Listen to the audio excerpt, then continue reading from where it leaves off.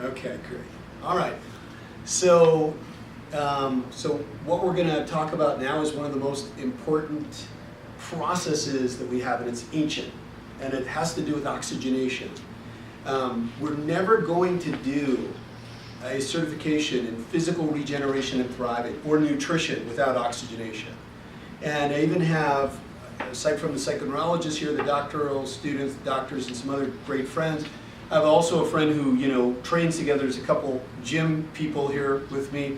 And one of the things I would say is, I mentioned this to you, Kit, is that right now, a lot of the people who are very physically fit and really have incredible physiques, you'll notice, by the way, their skin often is not good. I've seen that over and over and over again. I mean, kind of that dry, lizardy skin.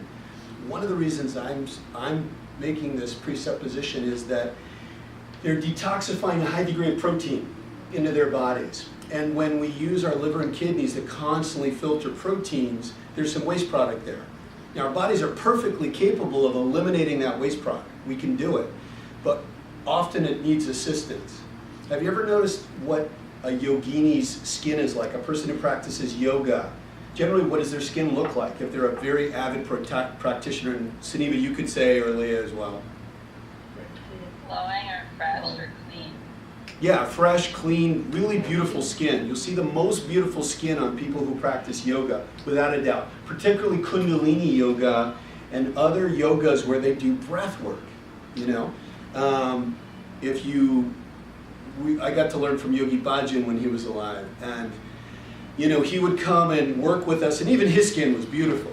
But Satkaran and all the people from Yoga West or Gurmukh, I was always amazed. I'd have no idea what age they were.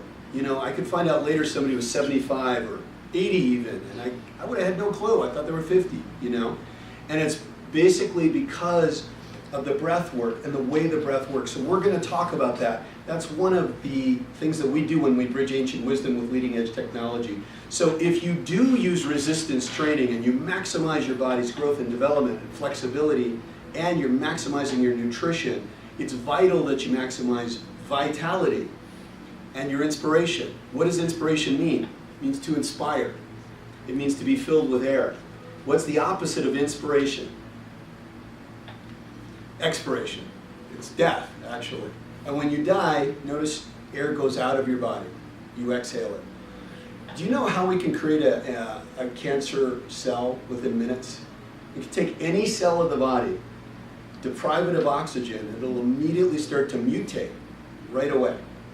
So we can create mutation merely by depriving a cell of oxygen. By increasing oxygen and keeping a very, very high oxygen environment, we can help those cells thrive. So basically, if you do train and you do work out and you're eating a lot of protein, you really should be doing oxygen work. If you're not doing breath work, if you're not doing, and nobody did it better that I know of than Kundalini, They really mastered the understanding of how you can fill the body with breath. Spectrum Club used to let us check our blood, and it checks your oxygenation. And at that time, the first time I did it, I was very proud because my blood oxygenation was a couple years younger than my physical age, my chronological age. Doing the actual technique that I'll show you, the Super Energizer breath sequence, that one, that I'll show you here, doing that, where I was doing that for 7 months. That was about the 5th month when I filmed it. After 7 months, my age went down almost 2 decades, 17 years, and my age diminished, according to my blood oxygenation and which is the primary thing. I don't know about the rest, but I know that I felt happy and I felt good. When anyone tells me that their blood oxygenation is low, if I see they're not breathing, I guarantee you they're not feeling as happy as they could. The work we do causes an endorphin cascade in your brain, like multiple systems will cascade into a parasympathetic nervous system response. So physiologically, this flushes you with oxygen and good feeling, including oxytocin. So if you feel all huggy and cuddly, that's why. So this particular breathwork sequence, there'll be a few elements to it, and those of you who know this already, I want to make sure you know those extra elements. Let's talk about those for a moment. The first thing is, have you heard of breath of glow? Okay. Breath of glow is an exhaled breath. Lymph moves through the body through diaphragmatic contraction. Not actually even so much expansion, diaphragmatic contraction. Now, this is amazing because in the Kabbalah yoga that we do, that 4,000-year-old, 5,000-year-old practice, the Ophanim, we take a deep breath in very slowly and we exhale with a fast contraction. We constantly do this. And the Talmud says that this is the way a baby breathes. And I always wondered about that. Like, you know, babies don't breathe that way. I watch babies and they seem to breathe in and out regularly. I don't see them breathing, you know. And Shelley Sekuler, a psych professor who was one of my students in the Kabbalah class, she was doing that Ophanim breathing before her physical. And she went in and she tells me they hooked her finger up to something. And the doctor said, "This is amazing. You have the blood oxygenation of a newborn." And she's like, "Oh, I can't wait to tell Rabbi Forman. That's awesome." And so that's the way it means. It means when the Talmud says this is the way a baby breathes, they mean this is the way a baby on the inside breathes, that higher level of oxygenation. So we have that from Kabbalah, and in Kundalini we do it. We call it the breath of glow, and the breath of glow is an exhaled breath. It's very sharp. And we do these exhaled breaths, and this is meant to stimulate what? What system? The immune system, right? The immune system. So this will push lymph all through your body and speed up your healing. So it's extremely powerful. The ratio we're going to do, the beginning breath of glow, by the way, there's a more advanced ratio, which is you can double these ratios I'm giving you. But the first one would be 5 minutes breath of glow. And we have breath of glow music we can use, and on the video I use it. It's just a nice, it's a nice rhythm. But breath of glow for the first 5 minutes is just. Now, if someone's not used to this, it could get them really dizzy. But once you're used to it, it just kind of warms you up. You know what I'm saying? So that breath of glow is extremely important to keep your immune system healthy and strong. That's why it's considered an exhalation. They say we give before we receive in Kabbalah, and that's what it means. It means to give. Kundalini is the same principle, by the way. The next breath that we follow up the breath of glow with would be called the breath of fire, which, if you've done Kundalini, you definitely know breath of fire. Breath of fire has a different purpose than, believe it or not, than stimulating your immune system. Breath of fire, of course, it creates heat, but it's about oxygenating your blood. And it's also about stimulating fire. Remember we talked about this? There's 3 different ways energy moves. For Kundalini, for Qigong, have you noticed the energy goes from the bottom, from the first chakra, upward? Have you noticed in Qigong it's the same kind of thing? But in Kabbalah, where does energy move? Up, downward, right? It goes from above, and it's considered water, mayim.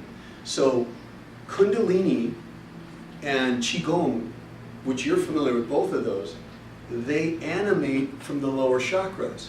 So notice that they're a spiritual path that has a strong physical component because it comes from the lower chakras.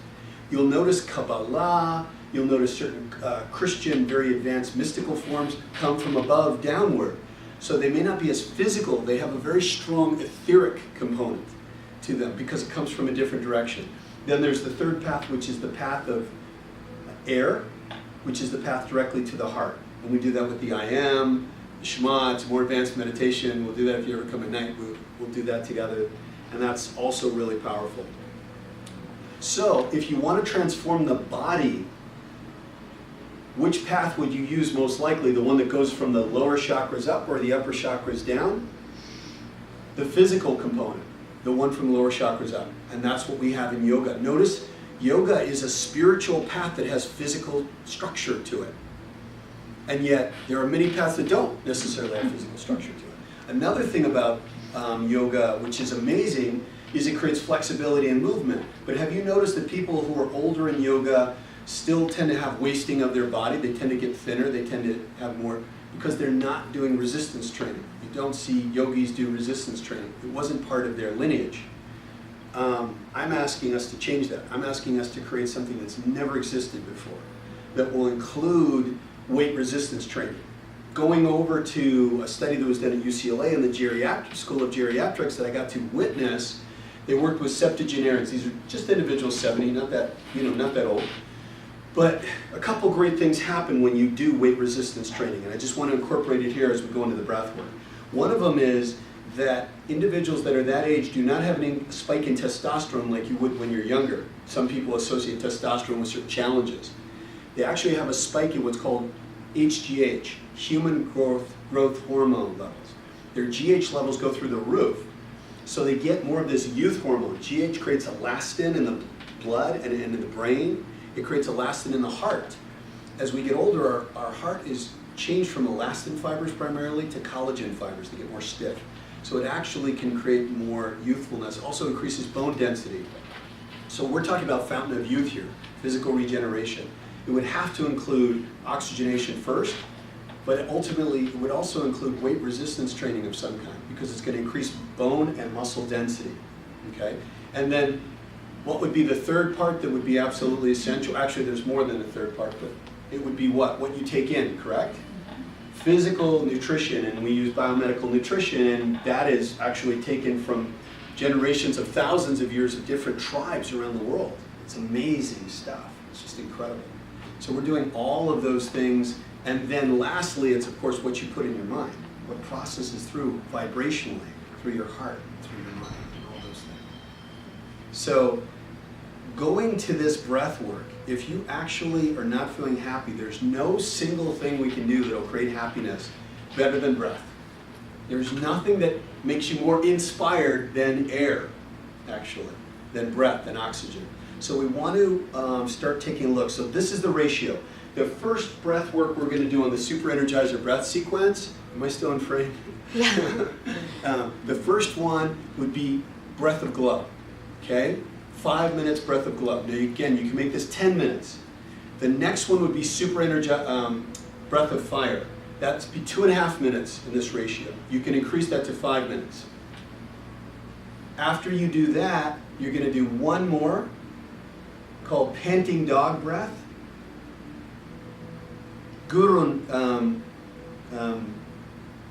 Not Guru Nam, because Guru Nam calls it panting dog breath, but what's his name?